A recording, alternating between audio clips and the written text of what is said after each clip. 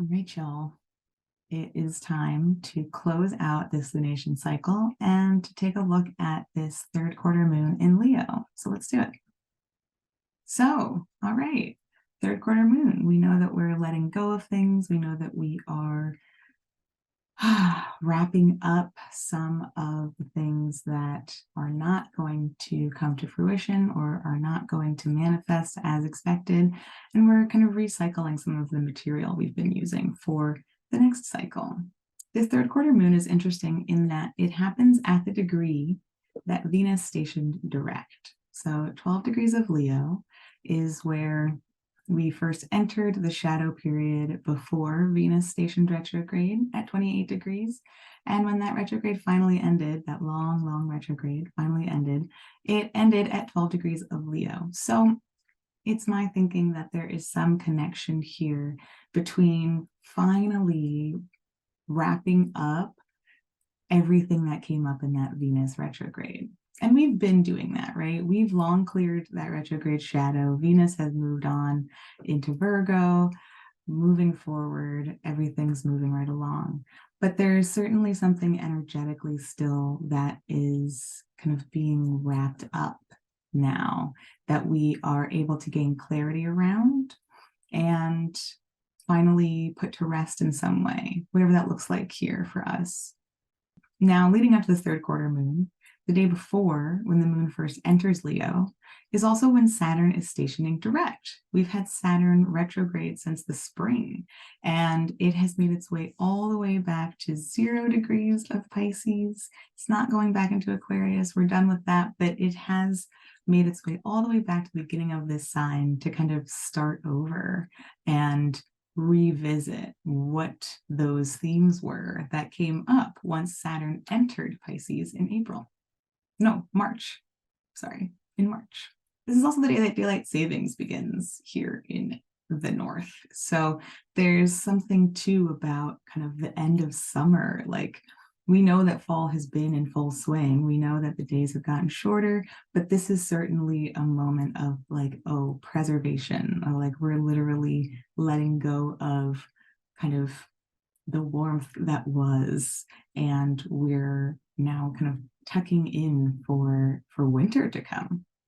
At this third quarter moon, at the degree that Venus stationed direct, we also have Mercury opposing Uranus. Now, this is Mercury in Scorpio, of course, opposing Uranus in Taurus, who's been there for a few years at this point. And so there's certainly something electric happening. There is new information, maybe bursting from seemingly nowhere. We might feel confronted by new information, by new facts, by new data, something that we thought we were just moving right along with. We are stopped in our tracks instead to investigate. We talk more about that in the Scorpio season transit video. So head towards that if you want to kind of break down that opposition a bit more. So fair warning as well. We know that Mercury and Mars met last week at the full moon, or just after that full moon eclipse in Taurus. And so we know that they're hanging out around the same degrees now. Mars will be coming through and making this same opposition to Uranus in less than a week after this third quarter moon. So it might be that what is, again, we've had some cycles with like this with the sun and Mercury, now Mars and Mercury. So it might be that what Mercury identifies at this opposition is acted upon in some way when Mars comes through later next week. And this moon also squares Uranus, but let's break that down a little bit. The moon is going to square Mars and then square Uranus. So we have a bit of a T-square because we have the moon in Leo squaring Mars in Scorpio and then squaring Uranus in Taurus. So there's a big chain reaction that's possible here. There's some reactivity for sure, especially if we are letting go of something that we've been weighing out since that Venus station. right? There might be something that really needs to come to a head now in order for change to occur, or in order for something to be released. There might need to be something dramatic that occurs in that moment. And yes, we have had a very dramatic Libra lunation cycle as a whole. This entire new moon, first quarter moon, full moon, and now the third quarter moon, all quite dramatic. So if you're thinking, what has been happening? Yes, it's been quite real. And that might just be a big part of a lot of the changes that we are meant to be implementing at this time. And something interesting to consider is that everything comes down to Mars at this point, Mars being in domicile in Scorpio. So we have Sun in Scorpio being ruled by Mars, and the Sun is ruling the moon in Leo, right? Who's doing all of this, who is squaring Mars, who is squaring Uranus. It's kind of all coming down to that, right? Even Venus being in Virgo right now, which ends next week. Venus will return home to their own sign of Libra, and we'll have a moment where we have both these planets in domicile. All right. But for the time being, Venus is still in Virgo, being ruled by Mercury, who is in Scorpio, being ruled by Mars. So Mars is kind of a bit of a final dispositor at this point. Mars is kind of the big man in charge. And so this may all be tethering back to the fact that Mars is ruling the North Node in Aries. And we've talked about how Mars in Scorpio can't see that North Node. We don't really get that clear line of visibility until Mars enters Sagittarius in the next few weeks. So we'll get that trine from Mars and Sagittarius to the North Node, where we can actually start to see what's happening. But before we get there, Mars is doing very strategic work in Scorpio that, again, unbeknownst to the North Node, is getting us toward whatever that sort of initiation energy, courage, taking a chance, leaping into faith, independence in the sense of it leading to interdependence, right? I love to think about how we shouldn't fully be independent. That is not real. We need each other. Aries doesn't exist without Libra, right? But freeing ourselves in some sense in order to fully catalyze that drive within ourselves without any of those Libra blockages that have been holding us back thus far. Mars is doing all this work in Scorpio to calculate that somehow, to manifest that somehow. So think about where this Scorpio part of your chart is, and maybe get a sense of what's happening there that is creating these larger effects elsewhere in your chart through these other planets, right? The moon in Leo, Venus in Virgo, right? Ruling Jupiter in Taurus, et cetera, et cetera. Okay, let's pull some cards and get some clarity on what exactly is being released at this time and how we're making sense of it all. I'll see you there. So here we have the recap of this whole Libra lunation cycle. At the top, we have our Libra new moon eclipse that was opening up this story of what we'll see thematically happening here for the next 18 months. Here we have our Capricorn first quarter moon pull. If you missed either of these, go check them out. And down here, we've got our Taurus full moon eclipse pull. And if you watched last week, you'll know that I didn't do a recap of the previous cards in the cycle. This kind of had its own themes going on. I wanted to be able to close out that story with all narratives possible. And so, funny enough, we only saw one card repeat. So the energy that was accumulating at the Capricorn first quarter moon is woven into some of what we were anchoring into and exploring here with this full moon closing out this cycle. So we saw this sort of awakened within us. So it's kind of cool to see this theme repeat. It means it's being activated for us in a big way. So from here, let's go ahead and see how this story ends with this third quarter moon in Leo. Okay, let's go ahead and get started. All right, so if you want to follow along, go ahead and head to my website, which is in the description, and you can download the free PDF. The questions we are looking at today regarding this third quarter moon. We're asking about what is coming to a close now. What stories are ending? We're asking about our previous attachment to what is ending, because we're people and we have feelings, and we often become attached to things that feel sturdy. Even if they're not really sturdy for us, we get by this way. How we can make meaning from this process, because again, we are human,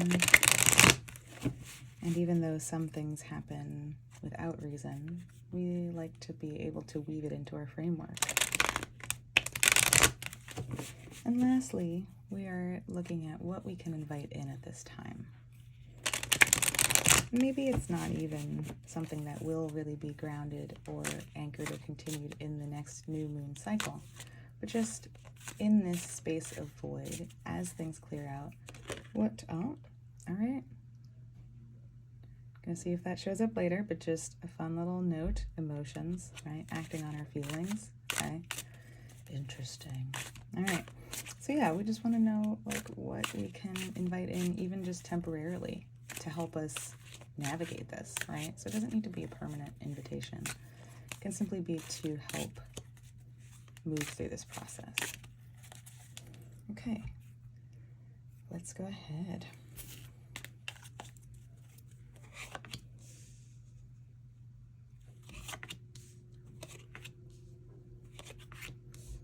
Okay.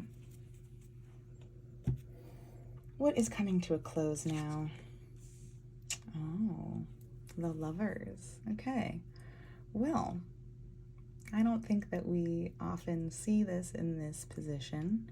I don't know that many people want to see this in this position, but we do know that we started this Libra new moon cycle calling out the imbalances that were happening in our one-on-one relationships with the Two of Cups. So we might know that the Two of Cups and the Lovers are often said to be the two most romantic cards in the deck, or the two cards most kind of inclined toward romance or love. And so perhaps some themes around relationships are ending. Perhaps some relationships themselves are coming to a close. But let's think about the broader narrative within the Lovers. If you've heard me talk about the Lovers before, you know that I often like to talk about it outside of its romantic context and think about it more through the lens of it being associated with Gemini. And I like to tell the story about Castor and Pollux, the Gemini twins, one being mortal, the other immortal. And the mortal brother passed, I believe, in battle, as is often the case in Greek mythology. And the immortal brother pleaded with Father Zeus to be able to share his immortality with his deceased brother. The rule in this sharing was that only one of the brothers could be alive on Earth at any given time, or Mount Olympus, etc., while the other was sort of within the ether realm, up in the stars, in the constellation, etc. So because the immortality was shared, they couldn't both be in the same plane at one time. So when I talk about the Lovers, often I extract the perhaps soulmate vibe from it, and I think more about us sort of reclaiming the other parts of ourselves. Often we are one versus the other.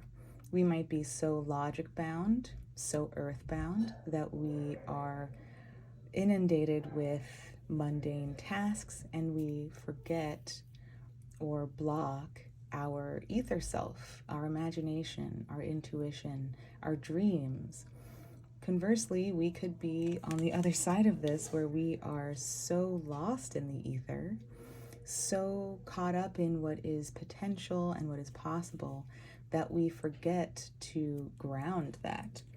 We forget to come back down to earth, right? And so we just sort of stay adrift up here. We neglect our earthly mundane tasks.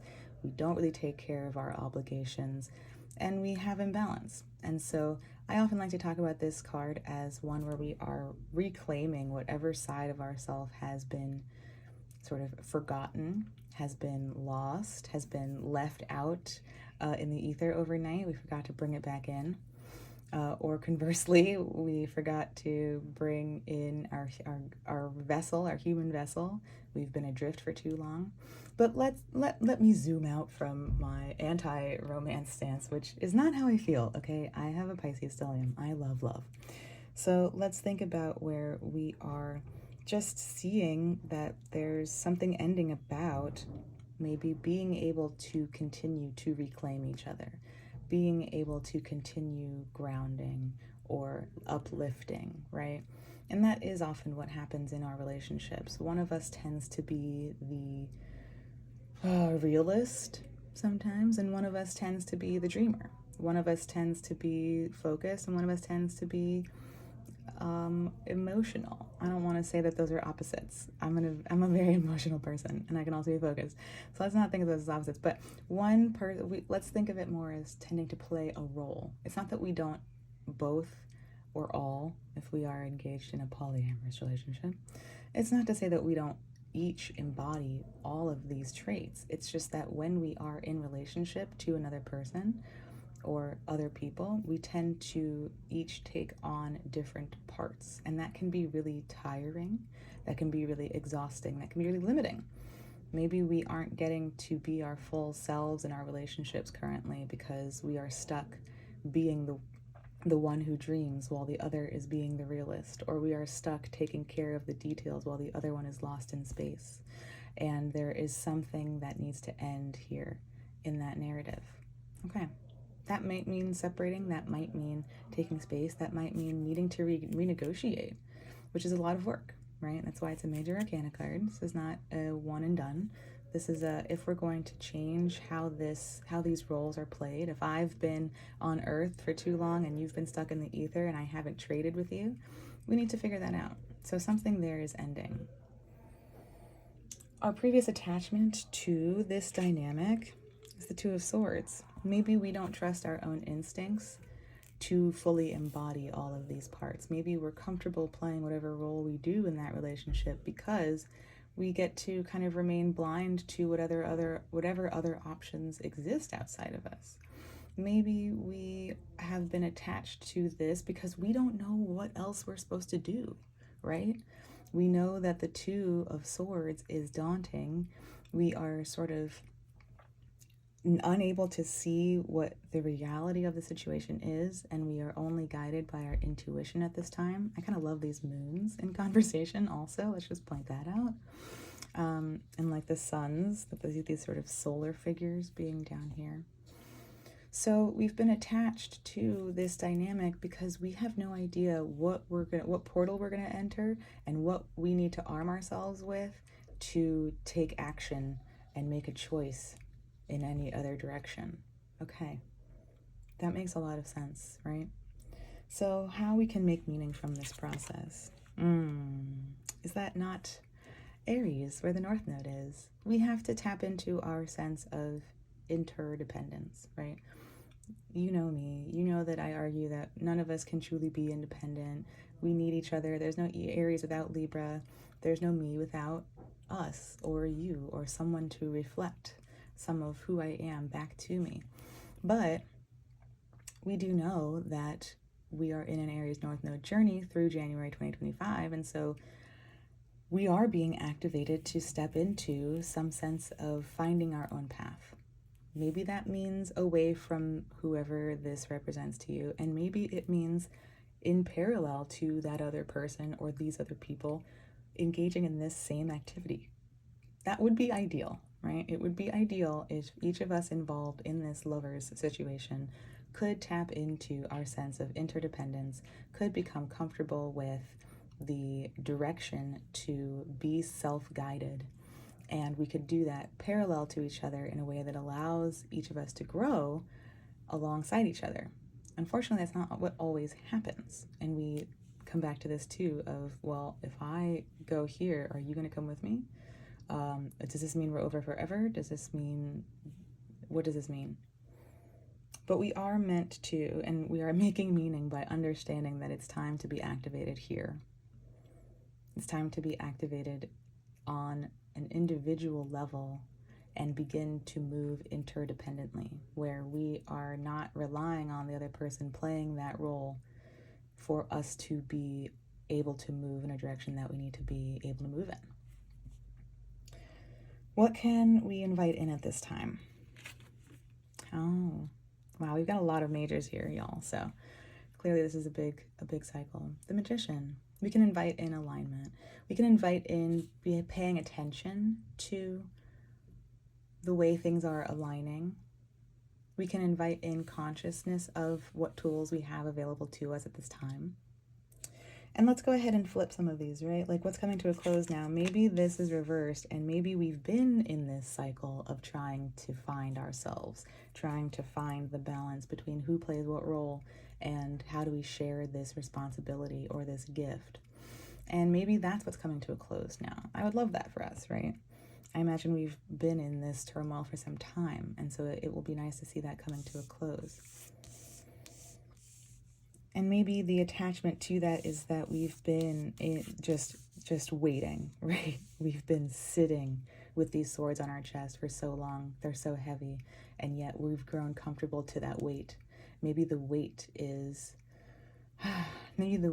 more comfortable than the unknown. Maybe the weight of what we're carrying feels safer to us than whatever exists on the other side of that portal.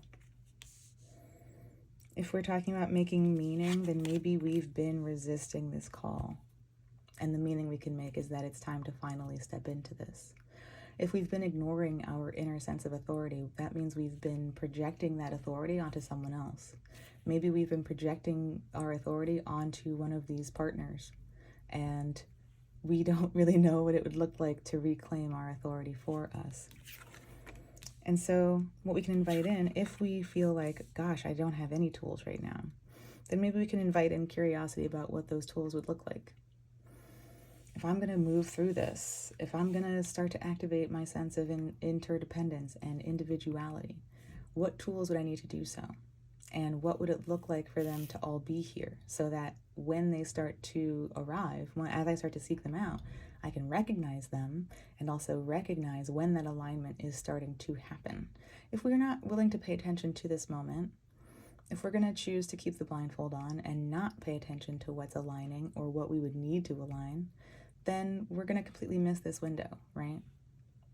Absolutely. So what we can invite in is some consciousness of what being in a state of creating what's next for us could look like, being open to researching those tools, figuring out where we could find them, and then paying attention. We're about to enter the Scorpio new moon phase, and that's all about like paying attention to the resources around us, right? Paying attention to what's happening in our sphere and then strategizing. So this is sort of the beginning of that strategizing. In order to strategize, I have to be open to the fact that a strategy is possible, and then I have to be aware of what tools I will need to plan for what is next. Okay. Thank y'all so much for tuning in. If you enjoyed this, please like, please share, please subscribe. We are going to meet next week to talk about this Scorpio new moon. It's about to be potent, okay? So take care, drink lots of water, rest as we exit this eclipse phase era, and I'll see you next week.